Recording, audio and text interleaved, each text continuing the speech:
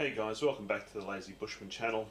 As you can see, this is another one from the reloading bench. I still haven't got my RC car out, though I did do a run around just a couple of weeks ago, but I broke it just warming up and having a bit of a play.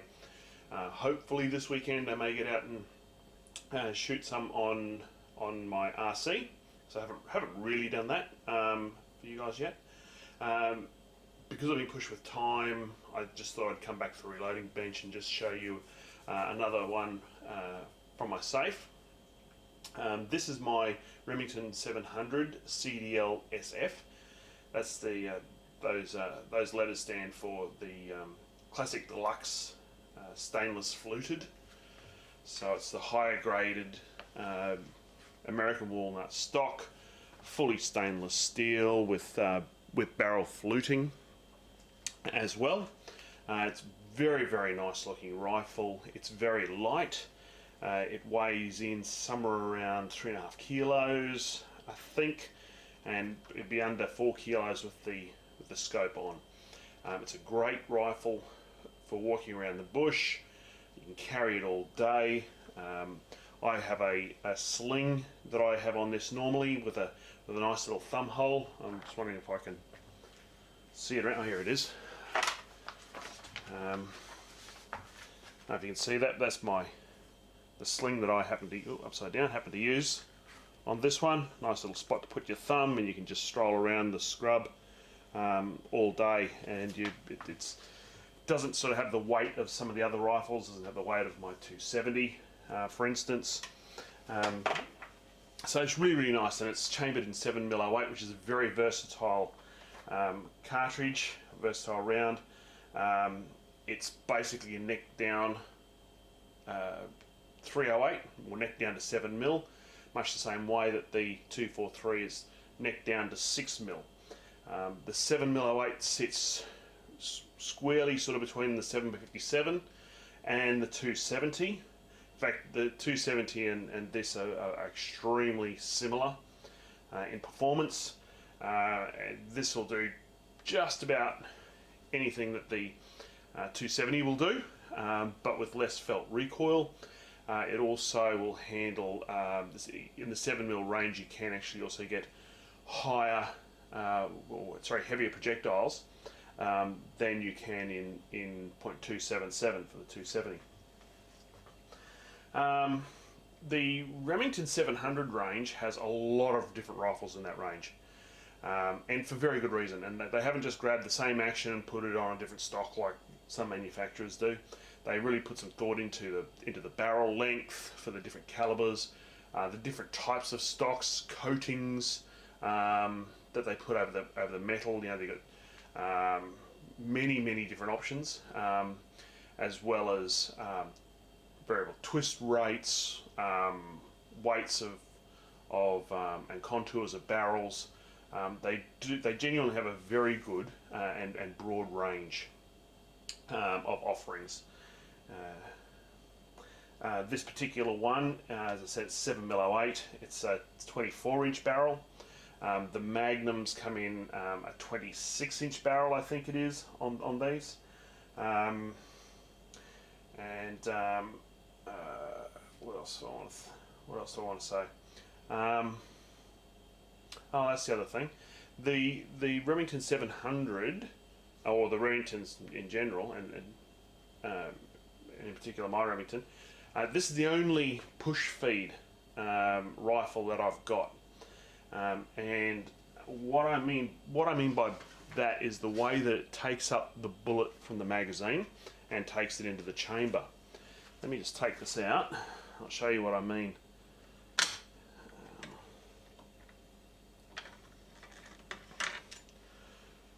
So on the Remington, I don't know how well this is going to come through.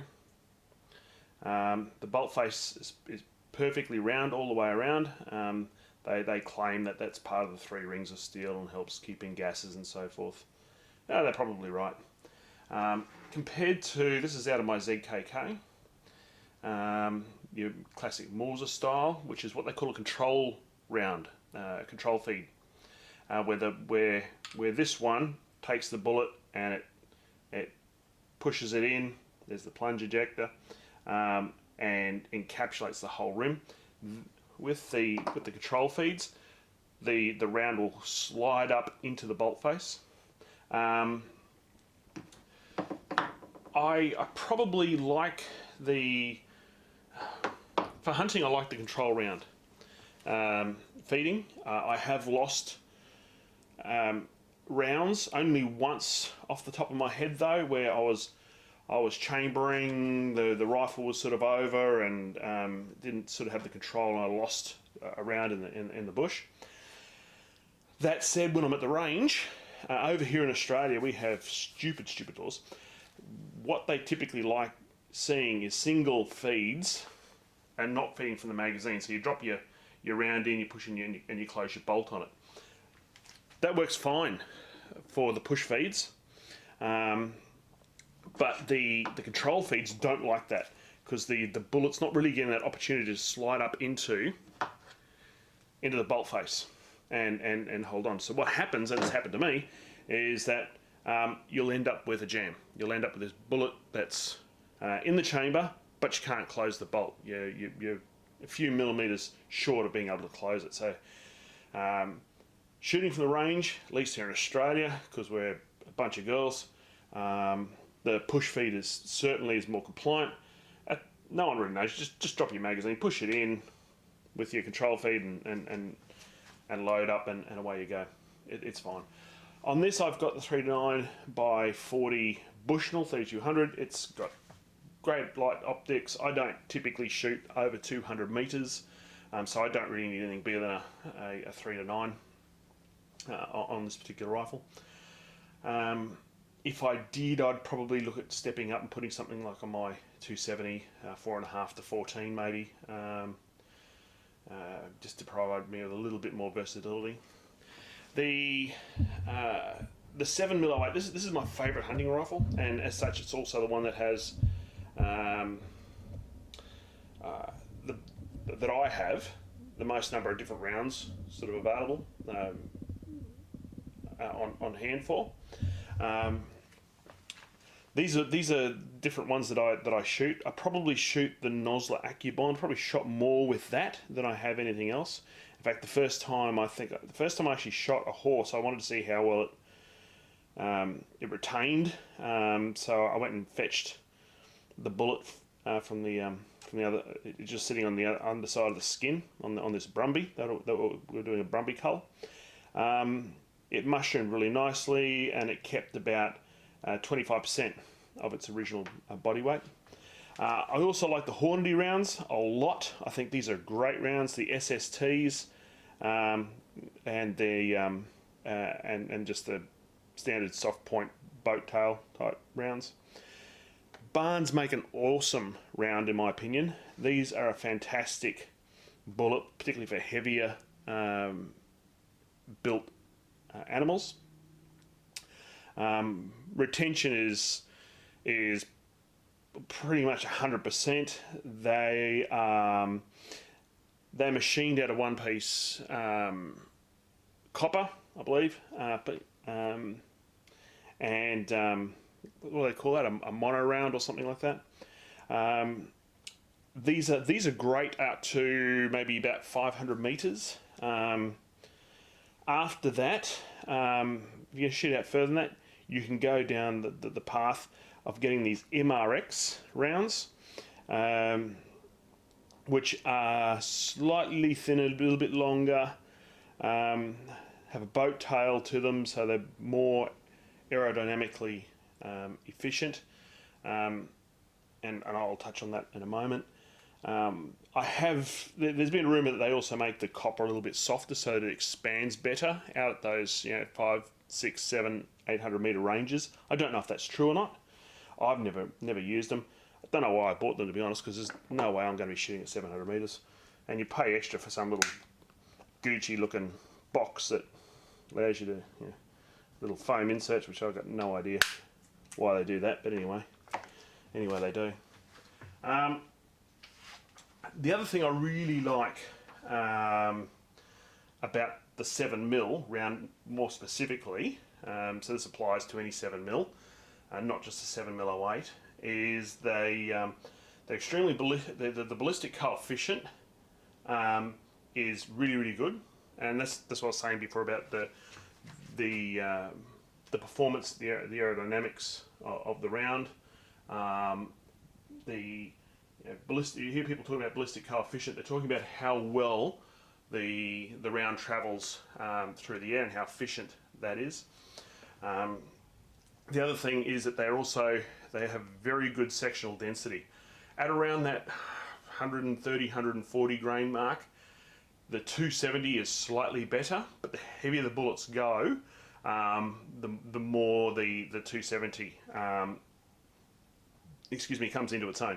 And a lot of that has to do with the fact that they don't make that many heavier bullets for 270, at least not that I've seen. They do for the 7mm, and I suspect that's mostly due to the 7mm Remington mag. I'm just in a future video I may do a little bit more. I might explain some of the ballistic coefficients and sectional densities a bit more. Sectional density is probably what most hunters are interested in, and the higher the sectional density, the better it is usually for killing. They also buff it a little bit less in the heavier bullets buff it less in wind. The higher sectional density bullets will penetrate better as well on game. So as a general rule, regardless of what caliber you're shooting, try and shoot up as heavy as you can. Probably one of the few rifles or calibers you have some limitations with is probably the 223 comes to mind, where you've got to start really considering twist rates, because they are such a high, they're a 22 caliber projectile. They come out at quite high velocity, and you really want a higher twist rate for those heavier bullets, so they just don't stabilise and they don't really shoot well. A lot of people shoot the 1 in 9 twist rate, which is good up to that low, probably 70 grains, low 70 grains. Remington make a fantastic 223 with a 1 in 9 inch twist. They call it their mil spec or their 5R. That came out of work that they were doing, or an offshoot of some work they were doing for the US military. Couple of stories around that I've heard. I don't know which one's true. One is some of the barrels that didn't quite meet spec, but were still way better than commercially available firearms. They were just being tossed. So someone said, well, why don't we just reuse some of these barrels in our sporting range, and we'll create a premium line for those. And the other one was that they had originally the older the tooling got that they were using to make the barrels, over time they started to push the limits of the specification, and so whilst they weren't quite good enough for the military rifles, they were more than good enough for sporting use. I don't know which one of those stories is actually true, but they do they do hold many of the same characteristics. They have a 5 groove rifling as opposed to a 6, and that rifling is at 110 degrees, I think it is, as opposed to 90, which improves the accuracy. It reduces bullet deformation, and people who own those, they're absolutely a tack driver. I wouldn't want to carry one around the bush with me all day, every day, because they are somewhat heavier, but they're heavier for a reason. It's because they just punch single holes through paper. You're 5 shots and you'll think you've fired 3. They are an incredibly accurate rifle. Ruger, I believe, has bought one out as well, but they've actually moved to a 1 in 7 twist, which actually allows them to get up into the 80 grains for their projectiles. Anyway, I'm digressing.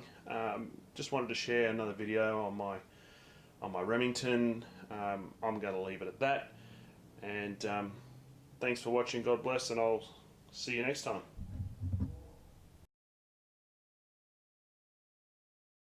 Made the but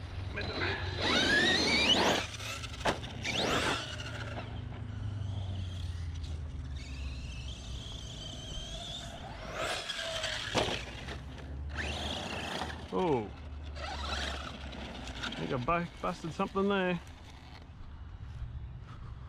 Didn't bring any tools with me whatsoever. Yeah. Ah, busted shock.